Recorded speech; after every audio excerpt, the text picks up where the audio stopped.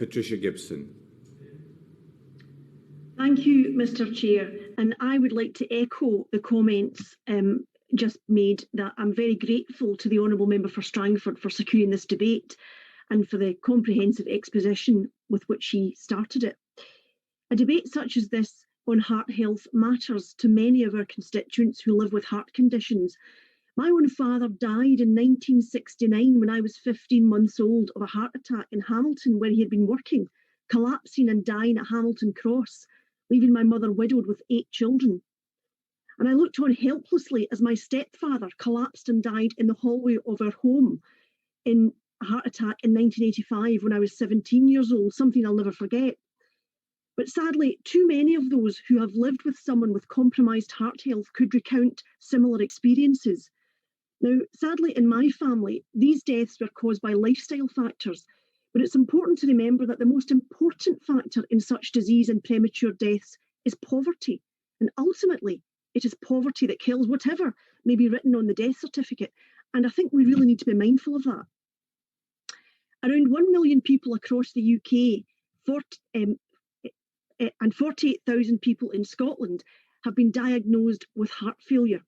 There are around 200,000 diagnoses of heart failure every year in the UK, with some evidence to suggest that the burden of this terrible condition is increasing and is now similar to the 4 most common causes of cancer combined in terms of the scale of the challenge. Indeed, the British Heart Foundation estimates that around 230,000 people in Scotland have been diagnosed with coronary heart disease, over 700,000 with hypertension, and around 48,000 with heart failure. Heart and circulatory diseases are killing 3 in every 10 people in Scotland. 98% of those in the UK diagnosed with heart failure live with at least one other long-term condition, such as diabetes or COPD. And as we've heard this afternoon, the signs of heart failure are there if you know how to recognise them. Breathlessness, frequent and excessive tiredness, swollen ankles or legs, perhaps a persistent cough, a fast heart rate, dizziness. And if anyone has these symptoms, it's very important that they go to their GP. It's often the case that the underlying causes of heart failure are heavily influenced by lifestyle factors, which can cause heart disease and high blood pressure, although we have to be aware of genetic inheritance and the fact that some people are born with congenital heart difficulties, unfortunately. Whilst treatment is available, there is no real cure, but the important thing for us all to do is to do the best we can to live as healthy a lifestyle as possible. But as we have heard, the scale of this illness is significant and demands our attention. Those living with heart failure can find their lives limited in ways which detrimentally impacts their quality of life. They may experience various physical and emotional symptoms such as dyspnea, fatigue, edema, sleeping difficulties, depression and chest pain. Now, these symptoms limit the daily physical and social activities of those living with heart failure and result in a poor quality of life, and that in turn often corresponds with high hospitalisation and mortality rates.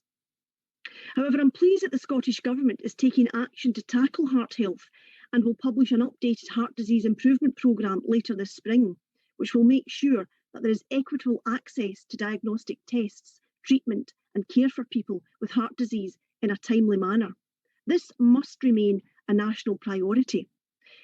In addition, £1 million has been invested in the Heart Disease Improvement Plan, supporting important work such as that led by the Heart Failure Hub and the Cardiac Rehabilitation Champion.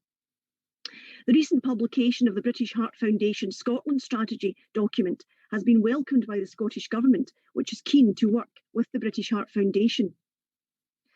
But as we begin to hope that we can emerge from this health pandemic, we cannot forget the stark health inequalities which were exposed and are exacerbated by COVID-19.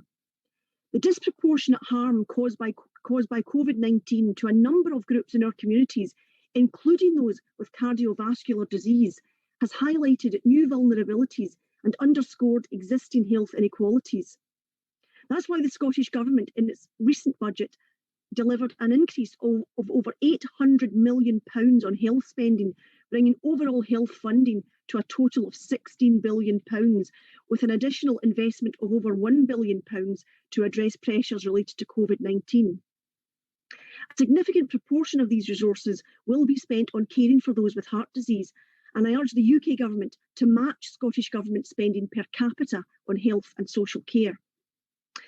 But I will end, Mr. Chair, where I began, to say that the answer to so many of our health problems, and even our social problems, is to try to do all we can to build a more equitable society.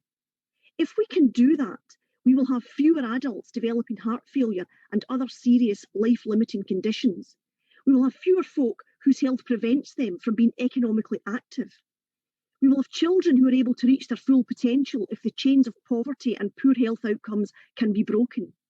Health outcomes are driven by poverty, and our health is the key to the kinds of lives each of us can live, the kinds of opportunities we can create for ourselves, the kind of paths we can follow. As with so much, we could make much better inroads into this and other health inequalities if we tackle at source with much more vigour and determination inequality born of poverty. So as we begin to emerge from this pandemic, I hope the Minister will reflect on the fact that there is no better time than right now than to look afresh at how our society works and make it better for everyone.